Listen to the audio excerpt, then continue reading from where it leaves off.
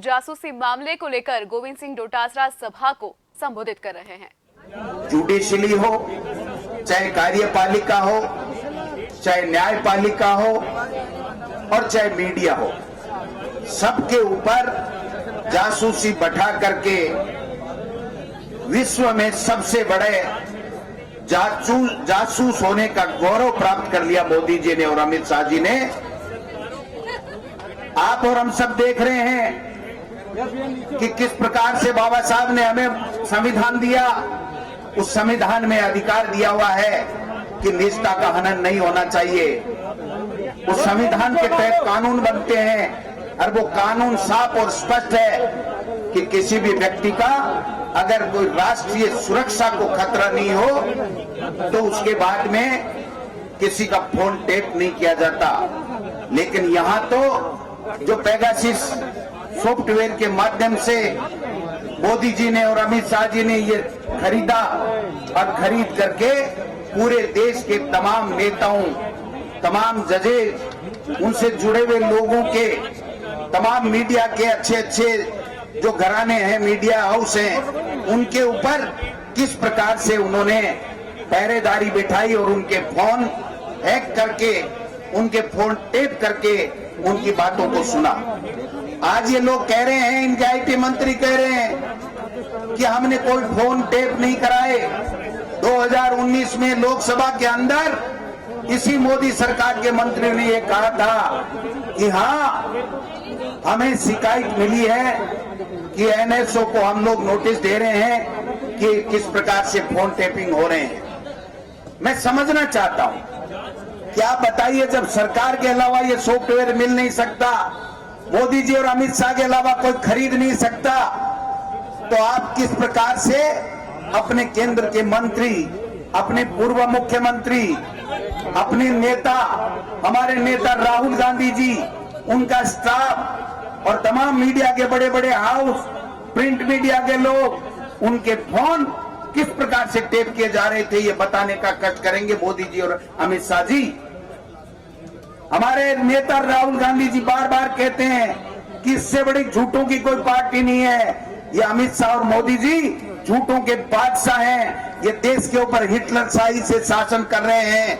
न अपनी पार्टी के लोगों को पूछ रहे हैं, न दूसरों को पूछ रहे हैं। मैं कहना चाहता हूं कि आरएसएस के लोग इसके ऊपर शासन करवा रहे हैं। ये वही आरएसएस के लोग हैं जो गोविंद मेघवाल जी सही बात कह रहे थे कि कांग्रेस पार्टी और यहाँ के महान नेता सब मिलकर के जब देश को आजाद करा रहे थे, तो ये आरएसएस के लोग उसकी मुखबिरी करने का, अंग्रेजों की मुखबिरी करने का काम कर रहे थे। ये वही लोग हैं, यही संस्कृति है। आरएसएस की पाठशाला में यही पढ़ाया जाता है और इसीलिए देश के लोग इस आरएसएस से नफरत करते हैं, इस आरएसएस को सबक सिखाना चाहते हैं। और मैं इस मंच के माध्यम से कहना चाहता हूं, ये छोटी मोटी बात नहीं है, ये छोटा मुद्दा नहीं है। आप किसी को नहीं बख्श रहे हो, सबकी निजता का हनन कर रहे हो, सबकी बातों को टेप कर रहे हो। एक पति और पत्नी बात कर रहे हैं, उसकी फोन को आप टेप कर रहे हो।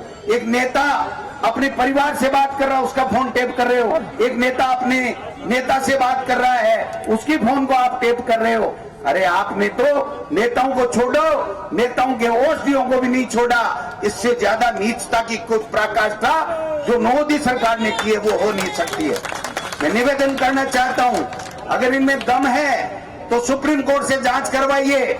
लेकिन मैं कहना चाहता हूं इस मंच के माध्यम से, इस मोदी सरकार ने अगर कहीं रेड डलवाई, इनकम टैक्स की हो चाहे ईडी की हो, वो अगर रेड इन्होंने डलवाई है तो अपने भी नेताओं के साथ साथ कांग्रेस के उन तमाम नेताओं के खिलाफ जो चाहे मुख्यमंत्री हो, चाहे मुख्यमंत्री के नजदीक हो, उन सब के ऊपर रेड डलाने का काम कर रहे हैं। और आज तो हम सुन रहे हैं, अभी मुख्यमंत्री जी ने ट्वीट किया है कि एक जो प्रिंट मीडिया का हाउस है उसके ऊपर भी इनकम टैक्स के छापे डलवा दिए हैं। मैं पूछना चाहता हूं मोदी जी, जब यहां पर क्राइसिस किया जा रहा था आपके सरकार के द्वारा, केंद्र की सरकार के द्वारा, तब ये ईडी और इनकम टैक्स आए थे। अब वो कहां गए? उनका मुंह उन मीडिया हाउस की तरफ चला गया जो कभी न कभी किसी न किसी बात को हो सकता है सच्चाई छापते थे, आपकी नाकामी छापते थे। और मैं कहना चाहता हूं कि जब ये कोरोना आया था, उसमें विफलता मोदी सरकार की रही। मोदी सरकार चुप करके बैठ गया, लाखों लोगों की जाने गई।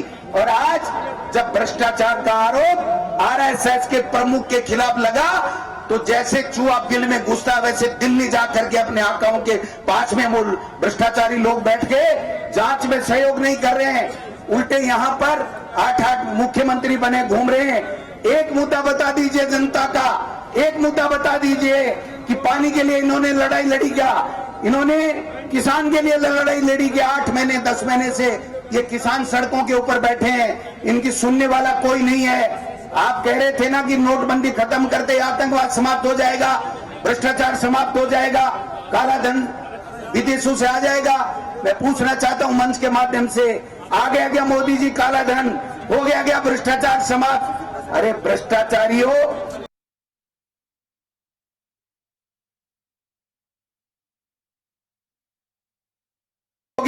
और देश की नामी गिरामी जितनी भी कंपनियां हैं उनका सीएसआर ला करके भ्रष्टाचार के अखंड में आप लोग डूबे हुए हो।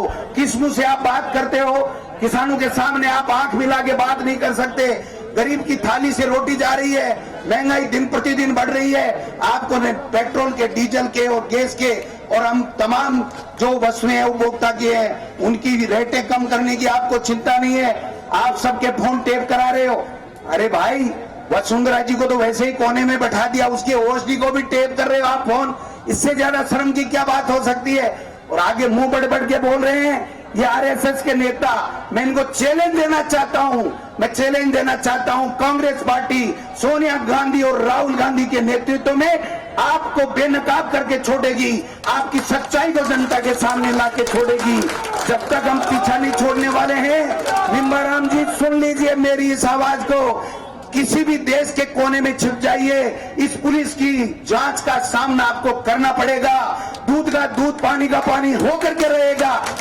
कभी मदन दिलावर जी भाषण ठोक रहे हैं, 25 साल में बैकलॉग पूरा हुआ, वापिस मुख्यधारा में आए हैं, विधायक बने।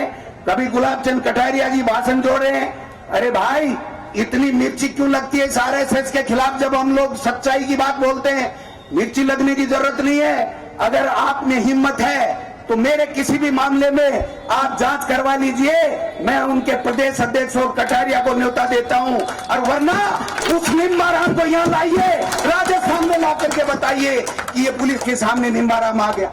शर्म नहीं आती तुमको? तुम किसान के बेटों से एलर्जी करते हो, किसान के बेटों की मार्कशीटों को चाटते घूम रहे हो और भ्रष्टाचार के आकंठ में डूबे हुए लोग हो। आपको शर्म नहीं आती थोड़ी बहुत? आप किस मुंह से बात कर रहे हो? अरे अगर कलई खोलूंगा ना तो कलई खुल जाएगी। आपने इनडायरेक्ट में वसुंधरा राजे जी की सरकार में, जिसमें कटारिया जी आप मंत्री थे, उसके ऊपर आरोप लगाने का काम कर रहे हो। और आपके मोदी जी और अमित शाह इस देश के लोगों की जासूसी करा रहे हैं। आपको शर्म आनी चाहिए। हम लोग राज्यपाल का घेराव करेंगे, अंतिम दम तक करेंगे। मित्रों, घबराने की जरूरत नहीं है। ये जीवन एक बार मिलता है, बार बार मिलता है। इसका उपयोग होना चाहिए। निर्लज्जता के साथ में दिल्ली में जाकर के छुप के बैठने वाले आरएसएस के नेताओं की तरह गोविंद सिंह डोटासरा कांग्रेस पार्टी का कोई नेता नहीं जिएगा। मैं इतना ही कहना चाहता हूं कि आज का हमारा जो कार्यक्रम है, इस जासूसी कांड के विरोध में महामहिम के घेराव का कार्यक्रम है। हम सब घेराव का कार्यक्रम करेंगे। आप सब पधारे। तमाम नेताओं को, कार्यकर्ताओं को बहुत बहुत धन्यवाद। जय हिंद, जय भारत।